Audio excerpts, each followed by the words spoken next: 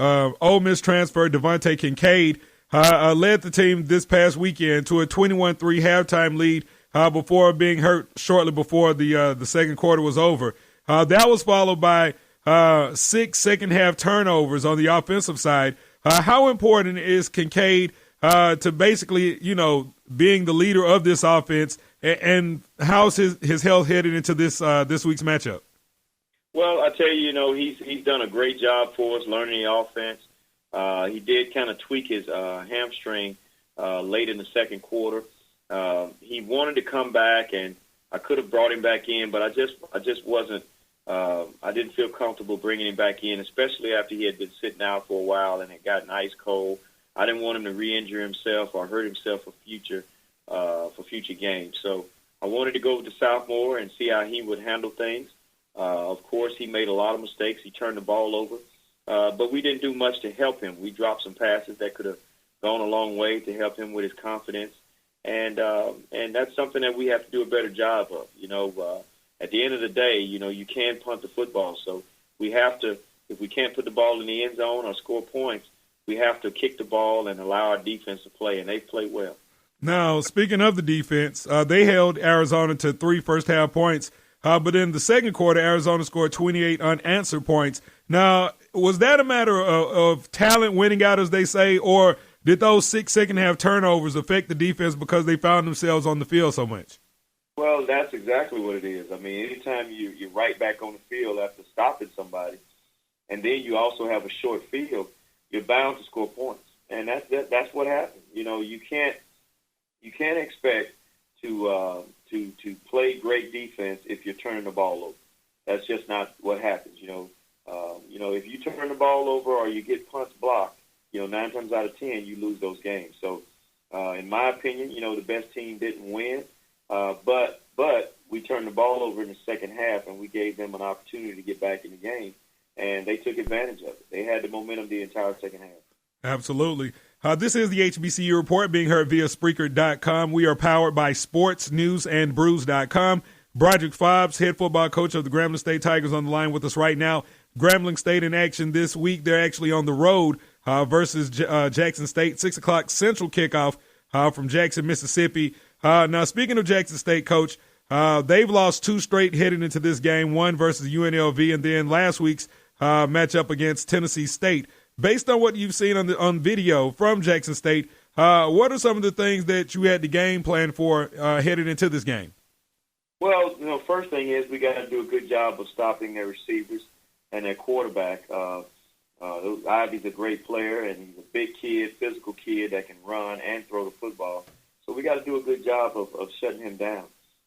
And then offensively, we got to be explosive like we've been thus far. We got to protect the football, and then we got to play 4 quality quarters. That's what we have to do in order to be successful, and I think we will. Now, last season, we had the inaugural Air Force Reserve Celebration Bowl that crowned an outright FCS HBCU champion.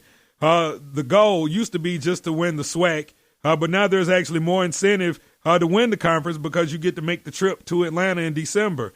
So how focused is your team on representing the conference in December? Well, we're very focused, but we don't want to put the wagon before the horse. Okay. Right now the only thing that's important is playing Jackson State. We look at this game like a hurdle race, and everybody starts out of the blocks at the same point.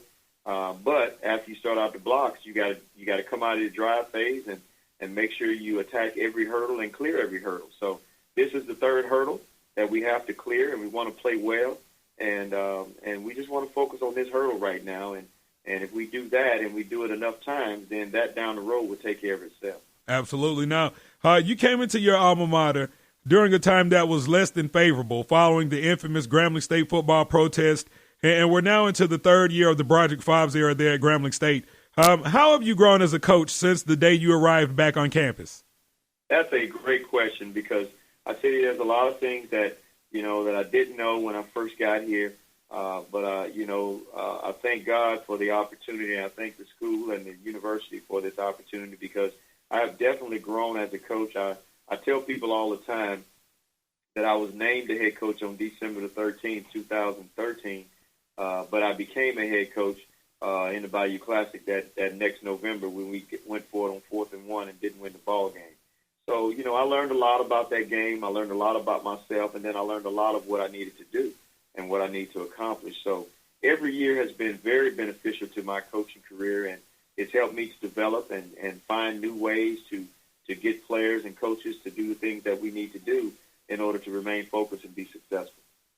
Wrapping up with Broderick Fobbs, he is the head football coach of the Grambling State University Tigers. They are in action this weekend versus Jackson State in Jackson, Mississippi, 6 o'clock Central kickoff.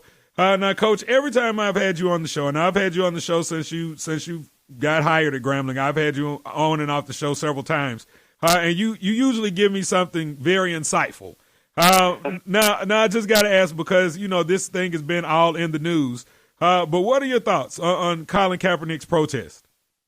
Well, I tell you, he has that right, and he's exercising that right to do what he feels is the right thing, and basically standing up for injustices in our country. I think the most important thing is, we as people, all people, we need to come together and we need to communicate. I think the problem is we don't spend enough time with each other, so we don't know each other. And when you don't know each other, whatever you say can be taken the wrong way. And then it also gives you an opportunity to know what to say. So I think that's what needs to happen when it comes to both parties. I don't think when you have these divisions, and there's divisions in every community. You got a certain group of people that live on the north side, and then you have a certain group of people that live on the south side.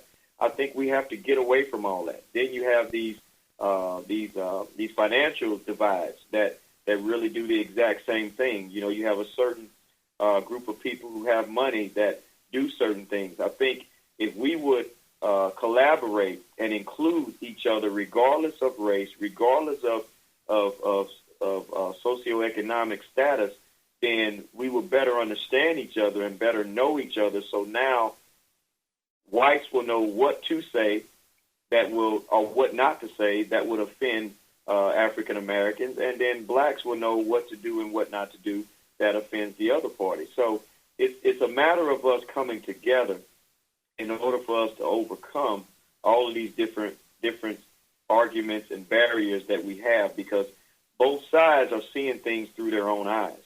And I think from time to time, sensitivity is not taken when it comes to seeing it from someone's perspective. And I think that's what it's all about. We have to spend time with each other in order to overcome. And until we do that, we will still have these situations. You will always have some sort of issues as long as we're living on this earth. But I think we could be better equipped to understand each other and know what to do and what to say if we spend time with each other. See, told you. You still haven't disappointed me. Told you. I told you every time I had you on this thing, you always give us some perspective on things. He is Broderick Fobbs, head football coach of the Grambling State Tigers. As I've been mentioning, they are in action on the road this weekend, Jackson, Mississippi versus Jackson State University to open up SWAC play. Coach, thank you so much for joining us on the HBCU Report, and we wish you nothing but the best of luck on the contest this weekend. No problem, Rob. I appreciate the time, and I wish you much success. All right. Thanks, man.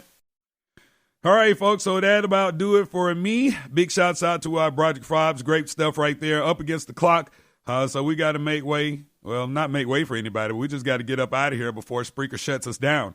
I'd like to thank this week's guest, Coach Fobbs, Reggie Barlow of Virginia State, Joseph Carter of Tuskegee, and Rod Broadway of North Carolina A&T. And, of course, you, the listener, because without you guys, there would be no HBCU Report. Big shouts out to everyone that tuned into the show last week. We had over 111 listens. So that's big right there as we continue this grassroots movement known as the HBCU Report. We're being heard via Spreaker.com. We are powered by SportsNewsAndBrews.com, your source for sports, black news, political news, and the latest on your favorite craft beers. Log on to SportsNewsAndBrews.com right now. And that about do it for this week's show. And, of course, as always, if you're looking for me, you know where I'm at. I'm somewhere on the yard, shouting. HBCU Report. Rob Calloway, until next week, have a good one. It's the HBCU Report with Rob Calloway.